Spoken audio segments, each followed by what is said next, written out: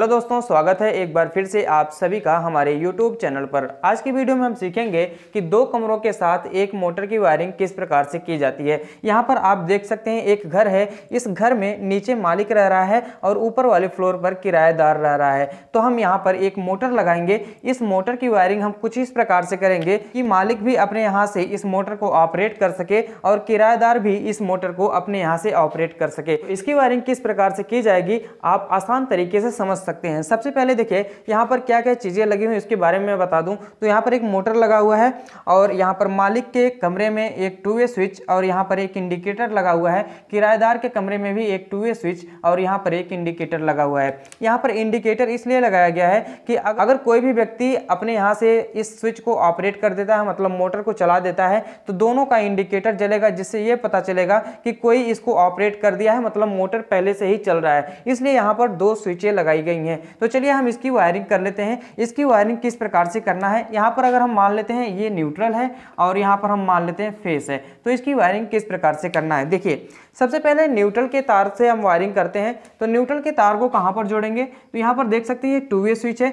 Two way switch के ऊपर वाले पॉइंट पर हम न्यूट्रल के तार को जोड़ देते हैं और टू वे स्विच के नीचे वाले पॉइंट पर हम फेस के तार को जोड़ देते हैं। तो चलिए सबसे पहले हम न्यूट्रल के तार को यहाँ पर जोड़ लेते हैं। यहाँ पर देखिए न्यूट्रल का तार यहाँ से लेके आएंगे और टू वे स्विच के ऊपर वाले पॉइंट पर जोड़ लेंगे। तो यहाँ पर देखिए टू वे स्विच के ऊपर वाले पॉइंट पर जुड़ गया है। अब हम निचले वाली स्विच के ऊपर वाले पॉइंट पर न्यूट्रल का तार जोड़ लेते हैं। तो चलिए हम यहीं से न्यूट्रल का तार लेकर आते हैं और निचले वाली स्विच के ऊपर वाले पॉइंट पर हम न्यूट्रल का तार जोड़ लेते हैं। तो यहाँ पर देखिए न्यूट्रल का कनेक्शन टोटल कंप्लीट हो चुका है। अब देखिए क्या करना है, अब फेस के तार को भी जोड़ना है। तो फेस के तार को कैसे जोड़ना है, तो यहाँ पर आप देख लीजिए फेस के तार को दोनों स्विचों के निचले वाले पॉइंट में जोड़ना है। देखिए इस स्विच का भी निचला वाला पॉइंट बचा हुआ है और इस स्विच का भी निचला वाला पॉइंट बचा हुआ है। तो हम फेस की सप्लाई को इन दोनों के निचले वाले पॉइंट में जोड़ देंगे। तो यहाँ पर देखिए निचले वाले स्विच के निचले वाले पॉइंट में फेस की सप्लाई जुड़ गई है और ऊपर वाले स्विच के भी निचले वाले पॉइंट पर फेस की सप्लाई जुड़ जाएगी। तो यहाँ पर चलिए इसको हम जोड़ लेते हैं। तो यहाँ पर आप देख सकते हैं दोनों स्विचों के नीचे और ऊपर, मतलब कि ऊपर वाले पॉइंट पर न्यूट्रल और नीचे वाले पॉइंट पर फेस की सप्लाई जुड़ गई है। अब क्या करना है, इस मोटर में भी न्यूट्रल फेस चाहिए और यहाँ से दोनों के द्वारा ऑपरेट किया गया जो भी अगर इस स्विच को ऑपरेट करता है तो यह मोटर चलना चाहिए। तो इसके लिए हम क्या करेंगे, इसके जो बीच वाले पॉइंट है, दोनों स्विचों के बीच वाले पॉइंट है, दोनों स्विचों के बीच वाले पॉइंट को बस क्या करना है, मोटर में ले जाकर डायरेक्ट दे देना है। तो चलिए हम यहाँ पर दे देते हैं। तो मोटर में डायरेक्ट ले जाकर देना है। यहाँ पर देखिए बीच वाले पॉइंट से ये तार लेकर हम जाएंगे और कहां पर जोड़ देंगे, मोटर के एक तार पे, मतलब मोटर से भी तो न्यूट्रल फेस चाहिए। तो मोटर में हम यहां पर एक तार जोड़ दिए और एक तार हम नीचे वाले स्विच के बीच वाले पॉइंट से लेकर जाके जोड़ सकते हैं। तो यहां पर देखिए नीचे वाले स्विच के बीच वाले पॉइंट से लेकर जाएंगे और इस मोटर में जोड़ देंगे। अब हम आपको समझाते हैं कि ये मोटर कैसे ऑपरेट होगा। यहाँ पर देखिए सबसे पहले हम फेस की सप्लाई को लेकर चलते हैं। तो यहाँ पर देखिए फेस की सप्लाई यहाँ पर आ रही है, यहाँ से इस स्विच में चली गई। अब ये देखिए जो भी हमारी स्विच होगी, दोनों स्विच कहीं ना कहीं ऑपरेट होगी, मतलब कि या तो नीचे की तरफ ऑपरेट होगी या तो ऊपर की तरफ ऑपरेट होगी। तो चलिए हम मान लेते हैं कि मालिक वाली जो स्विच है ये नीचे की तरफ इस समय प्रेस है, नीचे की तरफ प्रेस रहेगी। तो ये फेस की सप्लाई यहाँ से जाकर इस पॉइंट से होते हुए कहाँ तक चली जाएगी, इस मोटर में चली जाएगी। यहाँ पर आप देख सकते हैं इस मोटर में यहाँ तक फेस की सप्लाई इधर से चली जाएगी।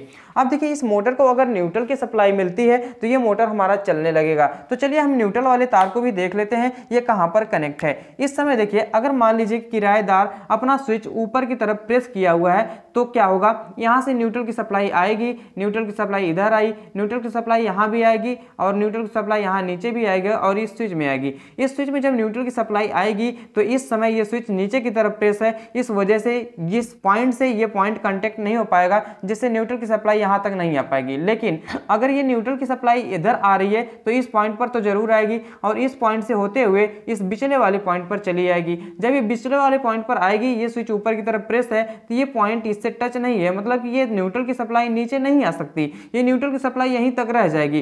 तो ये न्यूट्रल की सप्लाई कहां पर चली जाएगी, यहाँ पर आप देख सकते हैं ये न्यूट्रल की सप्लाई यहां से होते हुए मोटर में चली जाएगी। तो मोटर में इस पॉइंट से न्यूट्रल मिल गया और इस पॉइंट से फेस मिल गया तो हमारा मोटर चलने लगेगा। अब देखिए मोटर चल रहा है कि नहीं चल रहा है, इस चीज को इंडिकेट करने के लिए यहाँ पर इंडिकेटर लगाया जाता है। इंडिकेटर का कनेक्शन किस प्रकार से करना है, तो इंडिकेटर का कनेक्शन सेम उसी प्रकार से करना है जिस प्रकार से मोटर का कनेक्शन किया किया गया है। यहाँ पर देख सकते हैं मोटर का कनेक्शन बीच बीच वाले पॉइंट से गया हुआ है, तो हम इस इंडिकेटर में भी बीच बीच वाले पॉइंट से ही सप्लाई देंगे। यहाँ पर देखिए दोनों इंडिकेटर को चलाना है। यहाँ पर तो टोटल 4 पॉइंट हो गए, हमारे पास 2 ही तार आएंगे न्यूट्रल और फेज के। तो हम क्या करेंगे, इन दोनों इंडिकेटरों को हम सीरीज कनेक्शन कर देंगे। देखिए इसको सीरीज कनेक्शन करने के लिए हम क्या करेंगे, एक पॉइंट मान लीजिए हम बाहर निकाल लेते हैं, तो इसके दूसरे पॉइंट से दूसरे इंडिकेटर के पहले पॉइंट से इस प्रकार से कनेक्ट कर देंगे। तो ये हमारा सीरीज कनेक्शन हो गया। अब देखिए एक पॉइंट इसका बच गया और एक पॉइंट इसका बच गया। अब यहाँ पर इन दोनों में से किसी पर भी न्यूट्रल और फेज दे सकते हैं। मान लीजिए हम यहाँ पर न्यूट्रल दे दिए तो यहाँ पर फेज देना पड़ेगा, यहाँ पर न्यूट्रल दे दिए तो यहाँ पर फेज देना पड़ेगा। तो चलिए यहाँ पर देखिए मोटर में जिस प्रकार से न्यूट्रल फेज पहुंच रहा है उसी प्रकार से इस इंडिकेटर में भी न्यूट्रल फेज पहुंचेगा। तो चलिए हम इस तार को कहां पर कनेक्ट कर देते हैं, 2 वे स्विच के बीच वाले पॉइंट पर, और इस तार को भी हम 2 वे स्विच के बीच वाले पॉइंट पर कनेक्ट कर देते हैं। इस कंडीशन में देखिए हमारा इंडिकेटर भी चलेगा और हमारा मोटर भी चलेगा। अब इंडिकेटर कैसे चलेगा उसको समझ लीजिए। देखिए यहाँ पर फेज की सप्लाई इस पॉइंट से आ रही है और इस पॉइंट से होते हुए इस बीच वाले पॉइंट पर पहुंच गई। जब इस बीच वाले पॉइंट पर फेज की सप्लाई पहुंची तो फेज की सप्लाई इधर भी तो जाएगी, तो ये मोटर चलेगा, इधर भी तो आएगी। इधर जब फेज की सप्लाई आएगी तो ये इंडिकेटर के पास पहुंचेगी। इंडिकेटर के पास पहुंची तो इंडिकेटर को अब चाहिए क्या, न्यूट्रल चाहिए। अब यहां से आप देख सकते हैं न्यूट्रल की सप्लाई इस पॉइंट पर आ रही है, इस पॉइंट से होते हुए इस पॉइंट पर आएगी और इस पॉइंट से होते हुए इस इंडिकेटर में चली जाएगी। जब इस इंडिकेटर में चली जाएगी और ये दोनों इंडिकेटर सीरीज में है तो सीरीज में हमारा जो भी उपकरण लगा रहेगा वो जलने लगेगा, मतलब ये भी इंडिकेटर ऑन हो जाएगा और ये भी इंडिकेटर ऑन हो जाएगा।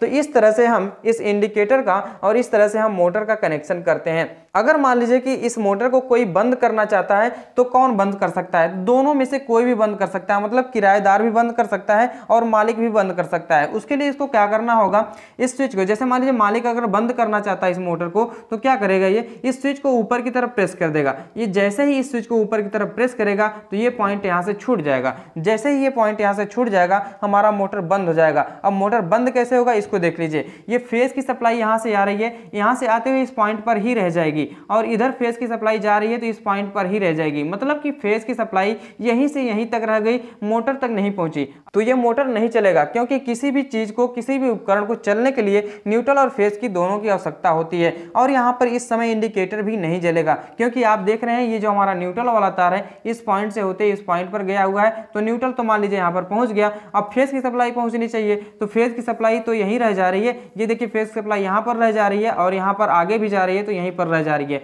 तो इस कंडीशन में हमारा मोटर भी बंद हो जाएगा और हमारा इंडिकेटर कोई भी नहीं जलेगा। तो जिससे दोनों लोगों को पता चलेगा, मालिक को भी पता चलेगा और किराएदार को पता चलेगा कि हमारा मोटर बंद है, इस वजह से इंडिकेटर नहीं जल रहा है। तो इस प्रकार से हम 2 कमरों के साथ एक मोटर की वायरिंग करते हैं। अगर इस वायरिंग से संबंधित किसी भी प्रकार का कोई सवाल या सुझाव हो तो कमेंट बॉक्स में जरूर दीजिए। चैनल पर नया है तो चैनल को सब्सक्राइब करके बेल आइकन को प्रेस कर दीजिए, ताकि आपको आने वाली सभी इंटरेस्टिंग वीडियो का नोटिफिकेशन मिलता रहे। तो मिलते हैं अगली वीडियो के साथ, तब तक के लिए धन्यवाद। जय हिंद।